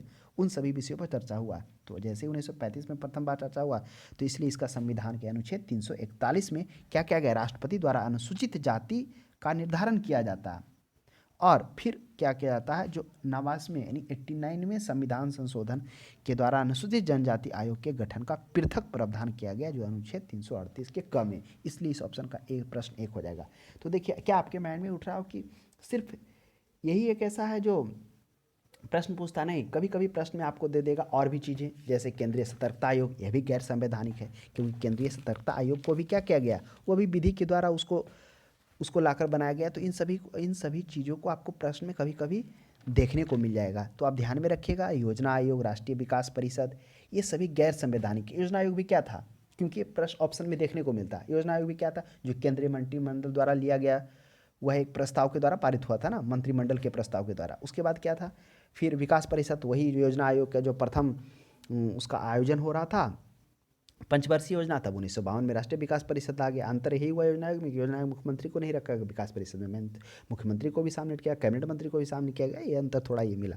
लेकिन जो योजना आयोग के बाद ही राष्ट्रीय विकास परिषद का, योजना आयोग के प्रथम जो पंचवर्षीय योजना है उसके द्वारा ही उसकी उत्पत्ति हुई है राष्ट्रीय विकास परिषद की, जिसमें यह भी मतलब केंद्र और राज्य के जो सामंजस्य है उसको लेकर बात करता है, मतलब समन्वय स्थापित करने की बात करता है। उसके बाद क्या है, अब राष्ट्रीय मानव, हम लोग देख रहे हैं कि जो गैर संवैधानिक संस्था है जो एग्जाम में देखने को ज़्यादा मिलता है, तो ये सब तो है ही हो गया। तो एक कौन हो गया, दे देगा राष्ट्रीय मानवाधिकार आयोग क्या है, तो राष्ट्रीय मानवाधिकार आयोग भी क्या है, यह भी सांविधिक है, इसकी चर्चा तभी हम लोग किए कि सांविधिक संस्था है, यानी संसद में पारित अधिनियम के द्वारा, विधेयक के द्वारा इसको पास किया गया है। उसके बाद क्या है, फिर आपको केंद्रीय सतर्कता आयोग, यह भी ना संवैधानिक ना वैधानिक है, इसको भी 2003 में कानून के द्वारा पारित किया गया है। फिर लोकपाल या लोकायुक्त, यह भी कानून के द्वारा लाया गया है, जिसमें हम लोग देखें तो द्वितीय प्रशासनिक सुधार आयोग, प्रथम प्रशासनिक सुधार आयोग के तहत लोकपाल की सिफारिश की मांग की जाती है। नेक्स्ट प्रश्न देखिए 132 के बाद 133 में आई। 133 में है राष्ट्रीय विकास परिषद की स्थापना कब हुई, आ गया चर्चा। हम लोगों ने देखा कि योजना आयोग की स्थापना 1950 ईस्वी में की जाती है। वह कैसे किया जाता, वह एक गैर संवैधानिक संस्था, गैर संवैधानिक संस्था इसलिए कि केंद्रीय मंत्रिमंडल के प्रस्ताव पर क्या किया था, योजना आयोग का गठन किया जाता। मंत्रिमंडल क्या था, मंत्रिमंडल था जिसमें मुख्यमंत्री और कैबिनेट स्तर के मंत्री भाग लेते थे, वह मंत्रिमंडल कहलाते थे। और मंत्रिमंडल यह जो इसका भी संविधान में मंत्रिमंडल का वर्णन नहीं है, वो मंत्रिपरिषद का है। यह जो मंत्रिमंडल का है मतलब क्या है, इसमें जो सर्वोच्च कैबिनेट स्तर का मंत्री होते हैं वो होते हैं, क्योंकि प्रधानमंत्री को उतना समय नहीं होता कि सभी के साथ मीटिंग करे, तो जो कैबिनेट स्तर के 15 से 20 होते हैं उसके साथ मीटिंग कर और बाकी के जो अन्य जो मंत्री होते हैं वह उसको वहाँ तक बातों को रख देते हैं और उसके अनुरूप में वो उसी विकास के रूप में वो कार्य करना स्टार्ट करते हैं। जिसमें आप देखेंगे कि मंत्रिपरिषद से नीचे ये स्वतंत्र प्रभार हैं, फिर राज्य मंत्री हैं, तो ये सभी होते हैं। तो इस तरह से राष्ट्रीय विकास परिषद की स्थापना प्रथम जब योजना आयोग का स्थापना 1950 में किया था, तो उसका प्रथम पंचवर्षीय योजना जब उसके तहत चलाया जाता, तो उस पंचवर्षीय योजना के तहत में 1952 ईस्वी में क्या कहता है, राष्ट्रीय विकास परिषद की स्थापना की जाती है। हाँ, राष्ट्रीय विकास परिषद की जब स्थापना की जाती है तो उन चीज़ों को थोड़ा सा ध्यान में रखना है, उसमें क्या क्या किन किन लोगों को शामिल करने की बात होती है। कैबिनेट स्तर का मंत्री, हालांकि थोड़ा दिन बाद 1967 से स्टार्ट होते हैं कैबिनेट मंत्री, फिर सभी राज्य के मुख्यमंत्री तथा जो यूनियन टेरिटरी के प्रशासक हैं, जहाँ सीएम हैं वो होंगे, तथा योजना आयोग के सदस्य होंगे। तो ये राष्ट्रीय विकास परिषद का कहानी है। नेक्स्ट देखिए 134 में राष्ट्रीय मानवाधिकार आयोग की स्थापना कब हुई। ये तो 2-3 बार चर्चा हो गया। राष्ट्रीय मानवाधिकार आयोग क्या था, जो कि मानव को मनुष्य होने के नाते, व्यक्ति को मनुष्य होने के नाते वो अधिकार प्राप्त है, वो वही मानवाधिकार कहलाता है। जिसमें हम लोगों ने क्या देखा, मानवाधिकार आयोग के तहत मानवाधिकार आयोग को क्या है, स्वायत्ता एवं स्वतंत्रता बनाए रखने के लिए, यानी स्वायत्ता एवं स्वतंत्रता बनाए रखने के लिए क्या किया गया, एक अध्यक्ष एवं अन्य सदस्यों की नियुक्ति की गई। जिसमें अध्यक्ष कौन होते थे, वो अध्यक्ष की नियुक्ति कौन, राष्ट्रपति करते थे। लेकिन वो अध्यक्ष राष्ट्रपति किनकी थी सिफारिश पर, वो जो प्रधानमंत्री के द्वारा 6 सदस्यीय समिति बनाई गई थी उनकी सिफारिश पर वो राष्ट्रपति करते थे। तो जो 6 सदस्य था उससे भी ऑप्शन हमको देखने को प्रश्न मिला। 6 सदस्य में कौन थे, प्रधानमंत्री, गृह मंत्री तो स्वयं दोनों थे, एक लोकसभा के अध्यक्ष थे, एक लोकसभा विपक्ष के नेता थे, उसके बाद राज्यसभा के उपसभापति थे। तो इन चीज़ों को थोड़ा सा बारीकी से ध्यान में रखिएगा। 6 सदस्य इस तरह से हो गए। तो वो तो ही राष्ट्रीय मानवाधिकार आयोग का गठन कब किया था, वही राष्ट्रीय मानवाधिकार आयोग के मानवाधिकारों की रक्षा हेतु मानवाधिकार आयोग एक संवैधानिक निकाय है। इसका गठन मानवाधिकार संरक्षण 1993 के अंतर्गत में हुआ था। यह एक सांविधिक निकाय, सांविधिक का अर्थ होता है कि संसद में प्रस्ताव के द्वारा इसको पारित किया गया। तो 1993। नेक्स्ट देखिए राष्ट्रीय एकता परिषद, यह भी अच्छा प्रश्न है। देखिए इसमें कुछ जो लास्ट में टर्म है ना, थोड़ा सा आपको नया चीज़ देखने को मिलेगा, सीखने को मिलेगा। जैसे हम लोगों ने देखा महिला आयोग, तो हम तो उसकी सिर्फ हम आपको बताएं कि किस तरह से वो वैधानिक निकाय है, विधि के द्वारा लाया गया, लेकिन उसकी चर्चा हम आपको आगे वाला क्लास में कुछ टर्म जो है अच्छे अच्छे टर्म है जो आपको जानना चाहिए। अगर आप अच्छे एजुकेटेड पर्सन है तो वो आपको अधिकार जानना होगा कि किस लिए उसे बनाया गया, क्या अधिकार है। तो उसकी चर्चा हम आपको एक शॉर्ट वीडियो में आगे कर देंगे कुछ कुछ परिषद को लेकर। जैसे राष्ट्रीय एकता परिषद, यह क्या है राष्ट्रीय एकता परिषद, तो यह है जो प्रधानमंत्री जवाहरलाल नेहरू द्वारा कब लाया गया था, 1961 में राष्ट्रीय एकता से संबंधित विभिन्न जो मुद्दों हैं के समाधान के लिए किया गया था। इस सम्मेलन के पश्चात जो है एकता परिषद की बैठक में क्या किया गया, मतलब उसके मतलब इसमें बात किया गया, जिसका उद्देश्य था कि क्या उद्देश्य था, एकता, स्वतंत्रता, धर्मनिरपेक्षता, राजनीतिक सहमति, आर्थिक न्याय को बनाए रखना। तो यही था राष्ट्रीय एकता परिषद। तो ध्यान में रखिएगा कि जो राष्ट्र में एकता से संबंधित विभिन्न मुद्दों के समाधान के लिए एक सम्मेलन का आयोजन किया गया था। तो वह कब किया गया था, वह पंडित जवाहरलाल नेहरू के समय में 1961 ईस्वी में किया जाता है राष्ट्रीय एकता। मुख्य इसका उद्देश्य यही होता है, मतलब जो एकता, स्वतंत्रता, धर्मनिरपेक्षता, राजनीतिक, धार्मिक और आर्थिक न्याय को क्या करे, बनाए रखने के लिए ये बात होती है। तो गठन किया था। नेक्स्ट देखिएगा 136 में निम्नलिखित में से किसे अशोक चंद्रा ने भारत में आर्थिक मंत्री परिषद कहा। देखिए आर्थिक मंत्री परिषद कहने के पीछे कुछ रीजन भी है योजना आयोग को। अभी हम लोगों ने क्या देखा कि योजना आयोग की स्थापना क्या होता है, 1950 के मंत्रिमंडलीय बैठक यानी उसके प्रस्ताव से होता है। मंत्रिमंडल क्या था वह भी हम लोगों ने जाना। मंत्रिमंडल वह व्यवस्था था मंत्रिमंडल जिसमें प्रधानमंत्री और कैबिनेट स्तर का मंत्री भाग लेते थे, वही क्या कहलाया था, वही कहलाया था मंत्रिमंडल कहलाता है। तो उसमें क्या होता, उसी के प्रस्ताव के द्वारा योजना आयोग को लाया गया। तो क्या था, योजना आयोग की स्थापना का जो मुख्य उद्देश्य था वह क्या था, केंद्र और राज्य, जो केंद्र और राज्य हैं उसके मध्य वित्त के बंटवारे तथा योजना बनाने हेतु की गई थी योजना आयोग का। तो इसलिए इसे क्या कहा गया, आर्थिक मंत्रिपरिषद। आर्थिक में, क्योंकि आर्थिक क्या होता है, पहले आर्थिक समझिए। आर्थिक का अर्थ हम लोगों ने क्या देखा था, आर्थिक का अर्थ देखा था कि मानव द्वारा धन संपत्ति से संबंधित सभी क्रियाएं वो आर्थिक कहलाती थी। इसलिए आर्थिक यानी इसमें वित्त की बात हो रहा है कि क्या हो रहा है, योजना आयोग के द्वारा केंद्र राज्यों के मध्य वित्त का बंटवारे तथा योजना बनाने हेतु, यानी इसका मुख्य उद्देश्य क्या होता है, देश की आर्थिक समृद्धि और विकास हेतु योजनाओं का निर्माण करना। इन सभी को देखते हुए अशोक चंद्रा के द्वारा आर्थिक मंत्रिपरिषद योजना आयोग को कहा गया था। नेक्स्ट 137 में पूर्वोत्तर परिषद के पदेन अध्यक्ष कौन हैं। तो पूर्वोत्तर परिषद पदेन अध्यक्ष को जानने से पहले हम लोग को यह जानना होगा कि क्षेत्रीय परिषद क्या होता है, क्योंकि क्षेत्रीय परिषद का ही एक पार्ट है पूर्वोत्तर परिषद। इसकी चर्चा हम लोग पहले भी किए हैं, लेकिन आगे क्वेश्चन एक बार फिर कर देते हैं। क्षेत्रीय परिषद का मुख्य उद्देश्य होता है केवल राज्य या केंद्र शासित प्रदेश और केंद्र सरकार के बीच सामंजस्य स्थापित करना। और वर्तमान में सामंजस्य यानी विकास के उद्देश्य से बहुत सारा ऐसा बात अभी अब तो बहुत कुछ मतलब बन गया ना आयोग। पहले क्या था, दिक्कत हो रहा था, केंद्र के विकास, राज्य के विकास के लिए सिफारिश कर रही थी तो नहीं हो रहा था। केंद्र में राज्य में बहुत सारे ऐसे थे जिस पर केंद्र विचार नहीं कर रहा था, उस पर बैठक नहीं हो रही थी, तो उसी को ज़रूरत पड़ा केंद्र और राज्य में समन्वय स्थापित करने के लिए, तो क्षेत्रीय परिषद की स्थापना की जाती है। क्षेत्रीय परिषद की स्थापना कब की जाती है, वही जब पंडित जवाहरलाल नेहरू प्रधानमंत्री होते हैं। तो वही होता है, संविधान में क्षेत्रीय परिषद के संबंध में कोई प्रावधान नहीं किया गया है, यह बात आपको ध्यान में रखना होगा।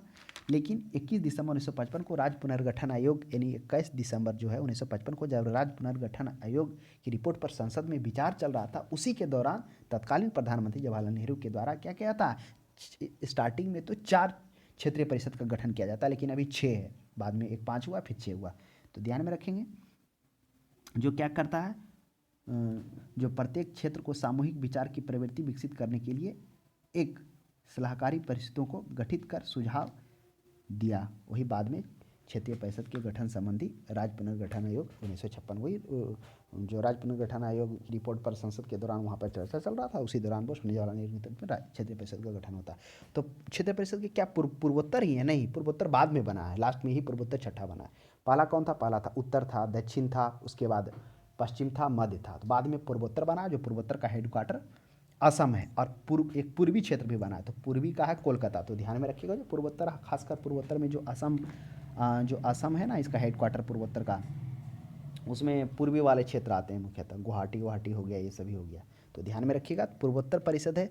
तो जो क्षेत्रीय परिषद के जो अध्यक्ष होते हैं, इसमें बात की गई, अध्यक्ष कौन होंगे, सामान्यतः गृह मंत्री होते हैं, या तो गृह मंत्री होगा या राष्ट्रपति द्वारा मनोनीत कोई भी केंद्रीय मंत्री होगा, क्षेत्रीय परिषद का अध्यक्ष होता है। तो इसलिए पूर्वोत्तर क्षेत्रीय परिषद दिख गया, तो आधा तो मिस्टेक कर जाएंगे। तो अगर पता होगा क्षेत्रीय परिषद क्या है, कब गठन हुआ, कैसे हुआ, क्या इसका मतलब किस लिए इसका गठन किया गया, तो ये ध्यान में रखिएगा कि भारत की गृह मंत्री या राष्ट्रपति द्वारा मनोनीत केंद्रीय मंत्री प्रत्येक क्षेत्रीय परिषद का अध्यक्ष होता है, जो भी है। तो क्या हो जाएगा, भारत का प्रधानमंत्री गृह मंत्री है, केंद्रीय गृह मंत्री, देख लीजिए ऑप्शन यही सही होगा। सामान्यतः ज़्यादा ही होते हैं, हाँ, अगर वो नहीं है तो राष्ट्रपति द्वारा मनोनीत कोई भी केंद्रीय मंत्री हो सकता है। अगर वो ऑप्शन में रहे और दोनों रहे तो दोनों मारिएगा। नेक्स्ट वर्ष में, नेक्स्ट 138 में देखिए, वर्ष 1990 में अंतर्राज्यीय परिषद के प्रतिष्ठान किस समिति की संस्तुति पर किया गया था, यह भी काफ़ी अच्छा प्रश्न है। अंतर्राज्यीय परिषद का गठन अनुच्छेद 263 के तहत किया जाता है, वो है सरकारिया समिति। आइए हम लोग समझते हैं सरकारिया समिति क्या था। सरकारिया आयोग के गठन जो है पहली बार भारत में 1988 ईस्वी में, 1988 में नहीं कहिए, 1983 ईस्वी में किया जाता है। इसके अध्यक्ष सुप्रीम कोर्ट के जो सेवानिवृत्त होते हैं वो होते हैं कौन, रंजीत सिंह सरकारिया, और 2 अन्य न्यायाधीश होते हैं, उनके नेतृत्व में गठन किया जाता है। यह जो है, इसका कार्य होता है केंद्र तथा राज्य के संबंधों, शक्ति संतुलन पर संतुति देना होता है। और उसके बाद ये क्या होते हैं, यह संतुति कब देते हैं, यह देते हैं 1988 ईस्वी को। सरकारी आयोग अपना रिपोर्ट सौंपता है, इस रिपोर्ट में 1600 पेज का रिपोर्ट सौंपता है, और इस रिपोर्ट में वो 19 अध्यायों में लगभग 247 सिफारिशें करता है। और आपको हम बता दें, इस 247 सिफारिशों में से अभी तक 2011 तक बात की जाए तो 180 सिफारिश इसका माना जा चुका है। तो इसी उस 247 सिफारिशों में से कुछ सिफारिशें जो हम आपको चर्चा करते हैं, जिसमें बात किया गया था कि अनुच्छेद 263 के तहत अंतर्राज्यीय परिषद की स्थापना की जानी चाहिए, ये बात हुआ था। उसके बाद और क्या इन्होंने बोला था, वो कुछ बात बता रहे हैं। राज्यपाल को विधानसभा में बहुमत की स्थिति पर सरकार को भंग नहीं कर सकती, ये बात कहा गया था। फिर कहा गया था राज्यपाल को 5 वर्ष के कार्यकाल में बिना कोई ठोस कारणों के बाधित नहीं किया जा सकता। ये उनके 247 सिफारिशों में से कुछ सिफारिश थी। तो यहाँ पर तो कह रहा है कि अंतर्राज्यीय परिषद, तो वही अंतर्राज्यीय परिषद का गठन की स्थापना वही किया जाता है। मांग करते हैं सरकारी आयोग, तो क्या हो जाएगा, यह हो जाएगा सरकारी आयोग। राज्यपाल से संबंधित विषय में भी सरकारी आयोग बहुत कुछ सिफारिश करता है, जिसमें हम 2 तो अभी ही देख लिए। तो ये प्रश्न आपको आगे ये भी देखने को मिलता है, तो आपको को मौका मिले तो थोड़ा सा एक बार क्या करिएगा, देख लीजिएगा सरकारी आयोग। ऐसा तो हम बता ही दिए। नेक्स्ट प्रश्न देखिए 139 में, नीति आयोग का प्रथम उपाध्यक्ष कौन थे? यह भी काफ़ी अच्छा प्रश्न है। नीति आयोग क्या था, हम लोगों ने देखा जब योजना आयोग का समाप्त हो जाता है, वह होता है जब बीजेपी की सरकार मतलब भारत में आती है। जब भारत में केंद्र सरकार में जब बीजेपी की सरकार आती है, भारतीय जनता पार्टी की, तब क्या करती है, वह 2014 में ही घोषणा कर देती है लाल किले 15 अगस्त को। लेकिन 1 जनवरी 2015 से नीति आयोग को योजना आयोग को समाप्त कर नीति आयोग का गठन किया था, 1 जनवरी 2015, यह भी ध्यान में रखिएगा। और यह जो नीति आयोग है, इसे थिंक टैंक के रूप में जाना जाता है। तो नीति आयोग के थोड़ा सा हम लोग ध्यान में रखेंगे कि नीति आयोग की जो गवर्निंग काउंसिल होते हैं, उसमें सभी राज्यों के सीएम और जो यूनियन टेरिटरी केंद्र शासित प्रदेश के कौन होते हैं, केंद्र शासित प्रदेश के जो उसके प्रशासक होते हैं वो होते हैं। और इसमें विशेष आमंत्रित सदस्य भी होते हैं, जिसमें विभिन्न क्षेत्र के संस्थानों के ये जो विशेषज्ञ होते हैं वो होते हैं। कुछ अंशकालिक सदस्य भी होते हैं, पदेन सदस्य भी होते हैं। तो पूछ दिया है पदेन सदस्य कौन होते हैं, तो पदेन सदस्य के रूप में कौन होते हैं, केंद्रीय मंत्रिपरिषद होते हैं पदेन सदस्य के रूप में, एवं अधिकतम 4 सदस्य और होते हैं। तो आप ध्यान में रखिएगा। तो क्या हो जाएगा, जो प्रथम उपाध्यक्ष थे वो थे अरविंद पनगड़िया थे इसके। तो गठन तो 15 में किया जाता है। अरविंद पनगड़िया 15 से 5 बरस 20 तक रहते हैं, फिर इस्तीफा देते हैं। उसके बाद राजीव कुमार आते हैं, अभी राजीव कुमार हैं वर्तमान में। नेक्स्ट देखिए 140 में, केंद्रीय सूचना आयोग का गठन किस वर्ष किया गया? देखिए यह भी काफ़ी अच्छा प्रश्न है। कुछ हैं केंद्रीय सूचना आयोग, केंद्रीय सतर्कता आयोग, जो हम लोगों ने देखा कि भ्रष्टाचार को वो हटाने के लिए, भ्रष्टाचार संबंधी भारत सरकार को सुझाव के लिए केंद्रीय सतर्कता आयोग का गठन किया जाता है। वही है। तो अब केंद्रीय सूचना आयोग है। और जो केंद्रीय सतर्कता आयोग था वो कब गठन किया गया था? वह लगभग 1962 के 64 में किया गया था। कौन सा समिति था वो? संथानम समिति के अनुशंसा पर। नेक्स्ट देखिए, ये अभी केंद्रीय सूचना आयोग का गठन किस वर्ष किया जाता है? अब पहले थोड़ा सा हम लोग समझते हैं कि केंद्रीय सूचना आयोग क्या है। तो केंद्रीय सूचना आयोग जो है, ये तो सतर्कता आयोग है ना, केंद्रीय सूचना आयोग। देखिए सूचना से संबंधित है। कोई भी आम आदमी अगर कोई सूचित करता है, चाहे वो कोई भी मामले हो, तो उसके लिए एक आयोग का गठन किया गया है, जो क्या कहलाया है? केंद्रीय सूचना आयोग कहलाया है। तो आप ये ध्यान देंगे, केंद्रीय सूचना आयोग की स्थापना वर्ष 2005 में की जाती है और केंद्र सरकार द्वारा इसको स्थापना किया था। इसकी स्थापना सूचना का अधिकार अधिनियम के अंतर्गत वही 2005 शासकीय राजपत्र अधिसूचना के माध्यम से किया जाता है। ये एक संवैधानिक निकाय नहीं है, आपको मालूम होगा जो भी है। इसमें और भी संवैधानिक निकाय हैं, जिसमें हम लोग देखिए राष्ट्रीय महिला आयोग, राष्ट्रीय अल्पसंख्यक आयोग, राष्ट्रीय मानवाधिकार है, ये सभी गैर संवैधानिक है, संवैधानिक नहीं। तो उसी प्रकार एक केंद्रीय सूचना आयोग है। केंद्रीय सूचना आयोग जो इसका जो मुख्य कार्य है, किसी ठोस आधार पर कोई मामला जब प्राप्त होता है इसको सूचना के आधार पर, तब आयोग को ऐसे मामलों को जांच का आदेश दिया जाता है। तो आयोग ऐसे मामलों की जांच का आदेश देता है, इसलिए उसे वह स्वप्रेरणा शक्ति है। तो मुख्य रूप से आप यह कह सकते हैं कि इस तरह से इसको जब एक तरह से क्या होता है, दीवानी न्यायालय का शक्तियाँ भी प्राप्त है इसे। तो हम लोगों ने समझ लिया कि जो योजना आयोग होता है वह क्या होता है। इसकी जो इसमें भी एक मुख्य आयुक्त होते हैं तथा अन्य सूचना आयुक्त होते हैं, जिनकी संख्या 10 से अधिक नहीं हो सकती, यानी 10 के अंदर में ही रखना होता है। तो 2005 में केंद्र सरकार के द्वारा इसकी केंद्रीय सूचना आयोग का स्थापना किया जाता है। देखिए केंद्रीय सूचना आयोग जो मुख्य रूप से होता है, लोक प्राधिकारी इसका जो शिकायत को जांच के दौरान में कुछ स्टेप भी ले सकता है। जैसे लोक प्राधिकारी के नियंत्रण किसी दस्तावेज या रिकॉर्ड की जांच कर सकता है। कोई भी प्राधिकारी यानी जो भी अथॉरिटी हैं उसके विरुद्ध, तथा इस रिकॉर्ड को किसी भी आधार पर प्रस्तुत करने से इनकार नहीं किया जा सकता है। तो आप बस यही समझ लीजिए कि केंद्रीय सूचना आयोग के आधार पर कोई भी अगर इसको सूचना मामला प्राप्त होता है तो आयोग ऐसे मामलों की जांच का आदेश दे सकता है, तथा इसे के लिए वह स्वप्रेरण की शक्ति उसे प्राप्त है, बशर्ते ठोस सबूत होना चाहिए। कोई भी आम नागरिक भी दे सकता है। देखिए 141 में केंद्रीय सतर्कता आयोग का गठन। अभी हम लोग देखिए केंद्रीय सतर्कता आयोग का गठन संथानम समिति के तहत किया गया था 1962 से 64 में, तो 64 हो जाएगा।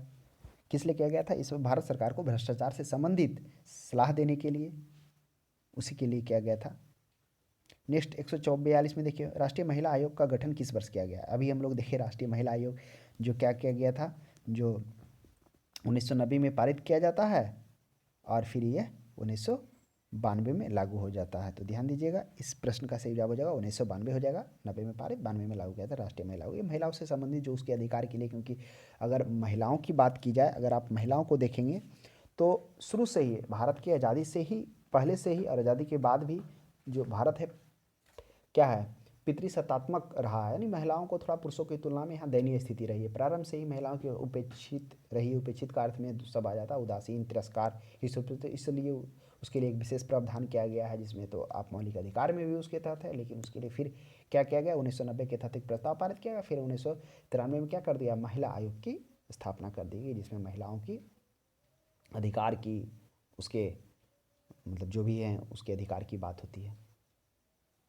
नेक्स्ट देखिएगा राष्ट्रीय महिला आयोग के प्रथम अध्यक्ष कौन है? तो राष्ट्रीय महिला आयोग तो अभी हम लोगों ने जान लिया कि राष्ट्रीय महिला आयोग क्या है। उसमें हम लोगों ने देख लिया कि जो इसके जो होते हैं आयोग के अध्यक्ष के चुनाव हेतु जो अनुशंसा करते हैं वो राष्ट्रीय केंद्रीय महिला एवं बाल विकास मंत्री, उन्हीं के आयोग पर, उन्हीं के सिफारिश से अध्यक्ष पद के लिए चयनित नियमों का संविधान द्वारा प्रस्ताव किया गया था। वो थे श्रीमती मेनका गांधी, वही थे राष्ट्रीय महिला विकास आयोग के अध्यक्ष पद पर थे। उसी समय संशोधन में प्रस्ताव कर संशोधन के मुख्य बिंदु इस प्रकार किए गए थे। तो ध्यान में रखिएगा राष्ट्रीय महिला आयोग के प्रथम अध्यक्ष कौन होती है? तो प्रथम अध्यक्ष जो है हो जाएगा वह जयंती पटनायक जी हैं। ये इसके प्रथम अध्यक्ष बनते हैं, किसके? राष्ट्रीय महिला आयोग की। तो राष्ट्रीय महिला आयोग का गठन कब किया जाता है? जो 1992 में किया जाता है, नहीं 1990 के अंतर्गत उसको पारित किया जाता है, मतलब उसको किया जाता है, लेकिन उसके बाद वो उसको स्थापना कब किया जाता है? 1992 में राष्ट्रीय महिला आयोग। यह एक क्या है? सांविधिक निकाय है। सांविधिक का अर्थ क्या है? मतलब प्रस्ताव के द्वारा इसे संविधान में लाया गया है। और एक बात और आपको हम बता दें थोड़ा सा, अभी हाल में केंद्रीय महिला और बाल विकास मंत्रालय ने 26 अगस्त 2016 की बात है, उसमें क्या किया है, नई दिल्ली में बच्चों या यौन अपराधों से सुरक्षा के लिए पॉक्सो ई बॉक्स का आरंभ किया गया है ना। और पॉक्सो एक्ट तो अभी भी है लगा हुआ, अभी भी आप जानते होंगे पॉक्सो एक्ट के तहत तुरंत सुनवाई होती है, जिसमें उसके तहत जो महिलाओं का शोषण के तहत होता है या बलात्कार जो भी रिलेटेड हो वो उसमें उसके तहत में जाता है, जो शायद 21 वर्ष से कम एज की बच्ची रहती है। तो ये हम लोगों ने 43 देख लिया। तो महिला आयोग के प्रथम अध्यक्ष कौन थी? तो महिला आयोग के प्रथम अध्यक्ष महिला अध्यक्ष होती है वह जयंती पटनायक होती है। नेक्स्ट प्रश्न देखिए 44 स्वतंत्र भारत के प्रथम विधि आयोग की स्थापना किस वर्ष की गई? अब देखिए विधि आयोग थोड़ा सा समझ लीजिए। विधि आयोग क्या है? विधि संबंधित विषयों पर महत्वपूर्ण सुझाव देने के लिए सरकारें आवश्यकता अनुसार निकाय हेतु इन्हें विधि आयोग कहते हैं। यानी जो भी विधि संबंधी विषयों पर स्थापना के सुझाव के लिए सरकारें आवश्यकता अनुसार जो आयोग नियुक्त करती है उन्हें ही विधि आयोग कहा जाता है, जो सुझाव दे सके। तो प्रथम विधि आयुक्त जो है स्वतंत्रता के बाद कब किया गया था? 5 अगस्त 1991 किया गया। अभी तक हम आपको बता दें विधि आयोग है जो टोटल 22 विधि आयोग का गठन हो चुका है। जो इसके पहले 21वां था वह 2018 को गठन हुआ था, बलबीर सिंह चौहान जो न्यायमूर्ति थे, बलबीर सिंह चौहान के नेतृत्व में। और जो अभी है 2020 वाला घोषणा हो चुका है, फरवरी 1920 में 22 में विधि आयोग की मंजूरी मिल चुकी है। तो ध्यान में रखिएगा। तो स्वतंत्र भारत में विधि आयोग की स्थापना कब की गई थी? वह गई थी 1955 में 5 अगस्त को। ये मुख्यतः इसका काम है विधि संबंधी विषय पर महत्वपूर्ण सुझाव देने के लिए। तो आज के लिए इतना ही। और हम आपको बता दें कुछ जैसे केंद्रीय सतर्कता आयोग, इसकी चर्चा तो कर ही लिए, राष्ट्रीय मानवाधिकार आयोग की भी, लेकिन कुछ और जैसे राष्ट्रीय महिला आयोग, अल्पसंख्यक आयोग, थोड़ा जनजातीय आयोग, उसके बाद केंद्रीय ये स्वतंत्र भारत के विधि आयोग, ये कुछ ऐसे विधि आयोग और परिषद हैं, उसका एक शॉर्ट वीडियो में हम लोग थोड़ा सा उसके अधिकार को समझ लेंगे। शॉर्ट तो नहीं होगा, अगर अच्छे से समझना चाहते हैं तो थोड़ा लॉन्ग चल ही जाएगा। तो आज के लिए इतना ही। अब हम लोग अगली क्लास में मिले, तब तक हमारे क्लास को देखने के लिए धन्यवाद।